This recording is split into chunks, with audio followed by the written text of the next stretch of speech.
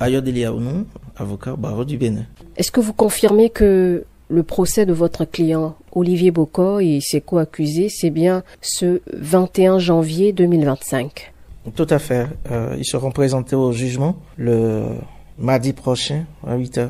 Ce sera une session criminelle. Qui sont les autres accusés à la barre et ils sont au nombre de combien au total? Au regard des éléments de l'arrêt de mise en accusation, ils sont 6 à être poursuivis. Les personnes poursuivies sont renvoyées devant la juridiction de jugement parce que déjà le lundi passé, la Cour suprême, devant qui nous nous étions pourvus contre l'arrêt de confirmation de l'arrêt de mise en accusation, a rendu une décision favorable à la poursuite. Après avoir déclaré notre pouvoir recevable, elle n'a pas cru devoir nous suivre dans les moyens que nous lui avons soumis, évidemment pertinents.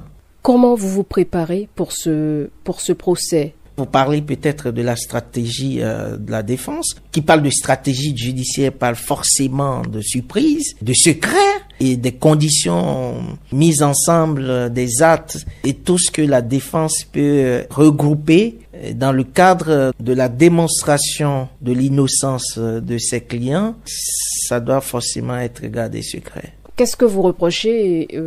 Qu'est-ce qui, selon vous, n'a pas été respecté pendant l'instruction et qui a amené votre collectif d'avocats à saisir la Cour suprême? La décision des magistrats de l'instruction d'envoyer les personnes poursuivies devant le juge d'instruction a été rendue le 26 décembre. On appelle ça un arrêt de mise en accusation. Mais lorsqu'on forme un recours contre cette décision, on ne programme pas d'audience, on attend. Le 28 décembre, aussitôt qu'ils nous ont notifié l'arrêt de mise en accusation, nous avons relevé appel. Quand vous formez une voie de recours, la juridiction que vous saisissez instruit. Elle vous écrit pour dire le dossier est mis à votre disposition. Vous avez jusqu'à telle date pour produire votre mémoire. La session de l'instruction qui a reçu notre appel nous a écrit le 30 décembre pour nous dire vous avez jusqu'au 2 janvier à 8h pour produire votre mémoire. Nous avons d'abord écrit pour dire, humainement,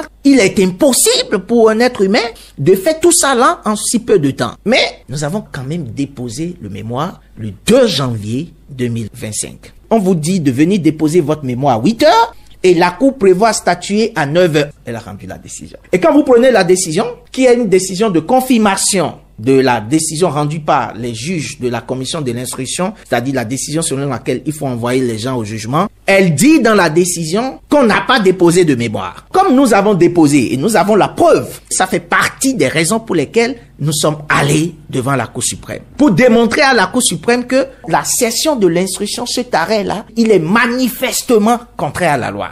Il y a des demandes que la défense a adressées légalement au juge d'instruction. Lorsqu'il reçoit, il doit statuer. Vous avez fait quelle demande? Je vous donne un exemple. Le décomptage de ce que vous avez entendu sur les ondes, qui est de 1,5 milliard.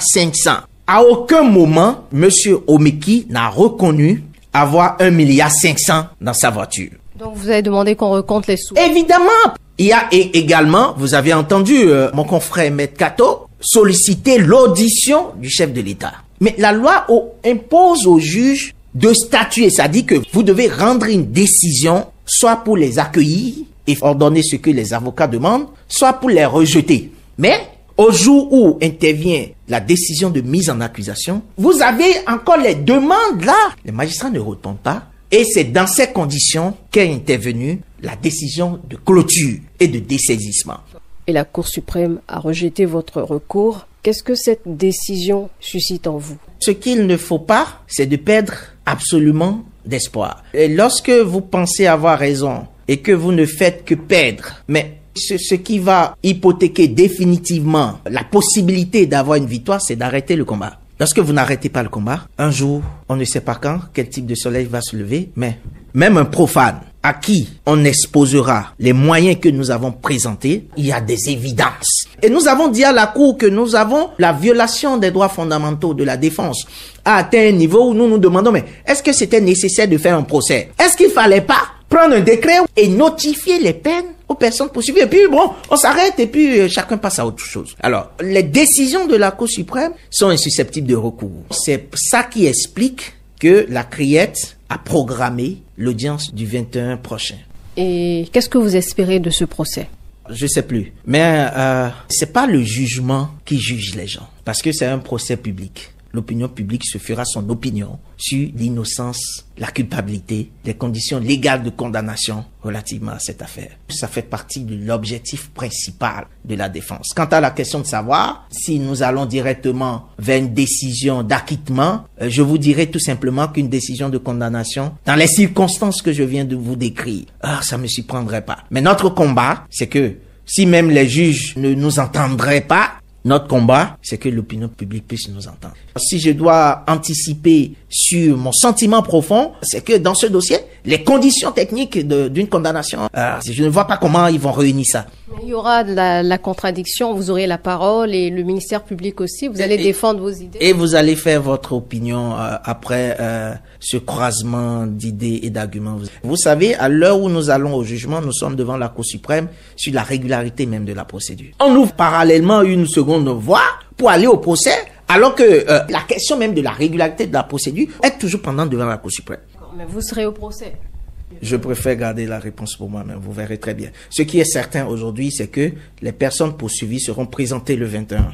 Maître Ayodele, comment a réagi votre client à l'annonce de cette date, la date de son procès? Vous l'avez vu ce mardi? Autant qu'ils sont, ils savent très bien qu'on va être jugé. Les gens ont dit que non, les avocats ne veulent pas de procès. Non, mais c'est absurde. Comment un avocat ne veut pas de procès? Les avocats sont pas là pour empêcher, ils sont pas des ennemis. L'avocat demande que les règles de procédure soient respectées. Alors, pour en revenir au moral de monsieur Olivier Bokoh, comment a-t-il accueilli cette nouvelle? Ils savent que c'est pour les juger qu'ils ont été interpellés. Donc, il n'y a aucune surprise à recevoir une date d'audience. Donc, il n'est pas surpris. On va au jugement. Il est prêt. Le dossier se défend de lui-même. Donc, monsieur Bokoh, il est très serein. Il est serein. Il a procédé. Il est même pressé d'aller au jugement. Il est content que le procès soit un procès public. Donc, vous pouvez deviner son état et tout.